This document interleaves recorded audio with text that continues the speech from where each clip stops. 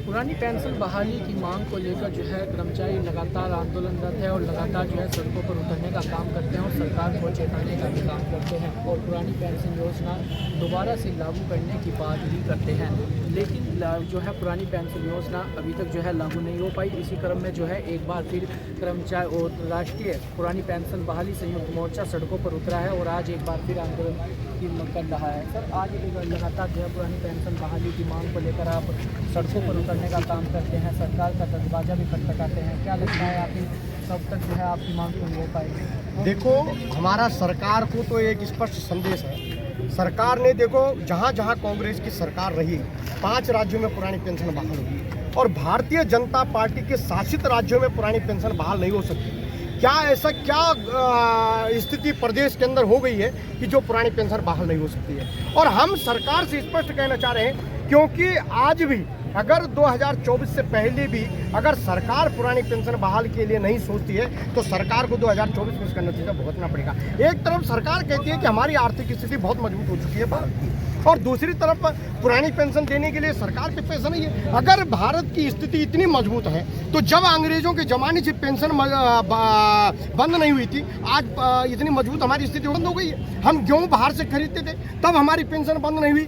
आज हम स्वयं अपने पैरों पे खड़ा है भारत, और इतना मजबूत देश बन गया है, फिर भी हमारी पेंशन बंद। और विधायक और मंत्रियों के लिए एक सांसद और विधायक, एक दिन का सांसद और विधायक के लिए जो आप जो है पेंशन लागू है। हम 60 साल की सर्विस करने के बाद 35 साल विभाग को जो है अपने जो है सरकार की सेवा करें, उसके बाद आपके पेंशन नहीं। हमारा एनपीएस का जो पैसा ये कटौती कर रहे हैं, उसका पैसे का पता नहीं है कर्मचारी का कि कहाँ वो पैसा है। इसलिए सरकार को ये तो करना पड़ेगा, और हम तब तक हार मानने वाला ये कर्मचारी नहीं है। कोई बात नहीं है, जो होगा एक दिन सरकार को इसका नतीजा भुगतना पड़ेगा। जिस दिन इस देश के अंदर, पूरे देश के अंदर आग लगेगी। और हम तो उत्तराखंड में भी कह रहे हैं, क्या ऐसी स्थिति हुई? उत्तराखंड में हमारे संसाधन के कोई वो नहीं है, 2 ही संसाधन है यहाँ। कर्मचारी जो है उत्तराखंड का कर्मचारी प्रदेश है, ये कर्मचारी प्रदेश है। यहाँ हमारे कोई संसाधन नहीं है। ये गुजरात नहीं है जो हमारी सरकार ये सोच रही है कि गुजरात के तरफ पे हमारा यहाँ का लोग जो है तरक्की कर लेंगे।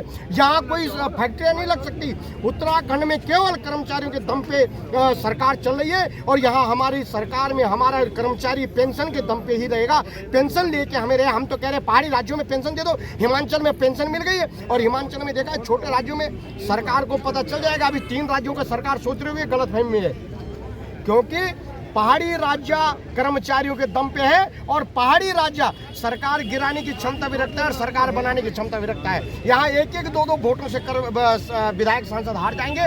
इसलिए सरकार सोचे पहाड़ी राज्यों में कम से कम उत्तराखंड में ये पेंशन को लागू कर दे। हमारा अनुरोध है। और ऐसा नहीं है कि मोदी जी कुछ कर नहीं सकते, ऐसा नहीं कि धामी जी कुछ कर नहीं सकते। ये तो रात को 12 बजे और 8 बजे भी कुछ भी घोषणा कर सकते हैं, और हमें उम्मीद है कि 2024 से पहले पुरानी पेंशन लागू करेगी सरकार। यह हमारा भी सरकार से अनुरोध है। हम अपेक्षा रखते हैं। हम आशावादी लोग हैं, निराशावादी नहीं है। कर्मचारी है, ये कोई उस पे नहीं है, वो आतंकवादी नहीं है। ये कर्मचारी, इसलिए हम आशावादी हैं कि सरकार हमें पुरानी पेंशन देगी। हम उम्मीद है सरकार से। सर, आपने बात करी है कि 5 जहाँ पर कांग्रेस की सरकार है वहाँ पर जो है पुरानी पेंशन योजना लागू है।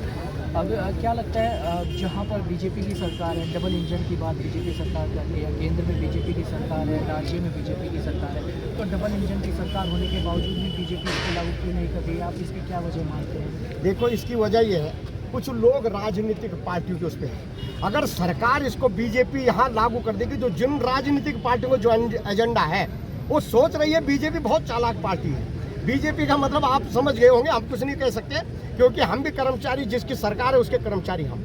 बीजेपी बहुत चालाक पार्टी है। अगर वो इतनी जल्दी दे देगी, किसानों की इतनी जल्दी दे देती, ये 2024 की देख लेना, आचार संहिता से पहले लागू कर देगी बीजेपी, हमें उम्मीद है। नहीं तो देखो किसानों का आंदोलन कैसे चला, पूरे साल भर तक किसानों को बिठा के रखा 2-2 साल तक, और लागू नहीं करा, और सारे लोग कह रहे थे अब नहीं होगा। और ये कर्मचारी अगर अभी डटा रहेगा तो कर्मचारियों को पुरानी पेंशन मिलेगी, या वायदे से कह रहे हैं देख लेना। अगर नहीं देना हो तो सेंटर में जो समिति गठित करती, 45% पे तो सरकार दे रही है। हम कह रहे हैं 45%, लेकिन सरकार एक चीज पे अड़ी हुई है कि डीए नहीं देगी। हम कह रहे हैं हमें डीए भी दो, और 45% पे सरकार एग्री हो गई है। पूरा लोग देख रहे हैं, आप समिति देख रहे हैं, समिति ने अपनी रिपोर्ट दे दी कि 45% इनको दिया जा सकता है। इसलिए हम कह रहे हैं कि सरकार देगी, हमें उम्मीद है। और देगी या नहीं देगी तो 2024 तो 2000 उत्तराखंड में देखना पड़ेगा, सरकार को भुगतना पड़ेगा। यह अच्छा ढंग से समझा।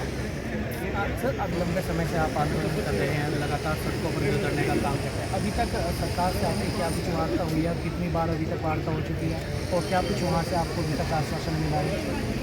सरकार जो है वार्ता को चाहती है, परंतु जल्दी से मानने वाली है। ऐसा मेरी नॉलेज में आया है, उन्होंने कहा। फिर अधिकारियों ने जो भी स्पष्टीकरण किया, जो कुछ भी बातें हुई उस पर भी एक बात हुई। फिर उन्होंने कहा चलो इसमें एक डीप रिपोर्ट बनाओ कि भाई क्या है, डिटेल पूरे विवरण के साथ दिखाओ जरा, कैसे हो सकता है, क्या हो सकता है, करो कैसे नहीं करो, बार बार ये बातें क्यों हो रही हैं। इस विषय में सीएम साहब ने 2-3 बार कहा है, वो चिंतित हैं इस मामले में, ऐसी बात नहीं है। अब जो कुछ बातें होती हैं तकनीकी और प्रशासनिक जो भी प्रॉब्लम आती है उसको छोड़ करके कोशिश में है वो कि कैसे भी हो ये सॉल्व हो जाए, ये प्रकरण जो है आपका ये समाप्त हो, ऐसा मैंने महसूस किया है। अब 1-2 दिन की ये बातें छोड़ करके ये जो इन्वेस्टर समिट है इसको दृष्टिगत रखते हुए आप भी 1-2 दिन के लिए इसको करिए, हम भी जाकर बताएंगे। मैं अपना नंबर दे रहा हूँ अध्यक्ष जी को और वो मुझसे संपर्क कर लेंगे। मैं सीएम साहब से इस विषय में बात करूँगा, सीएम साहब से बोलूँगा कि इन लोगों को टाइम दीजिए, ठीक है। हाँ, वार्ता कराएंगे।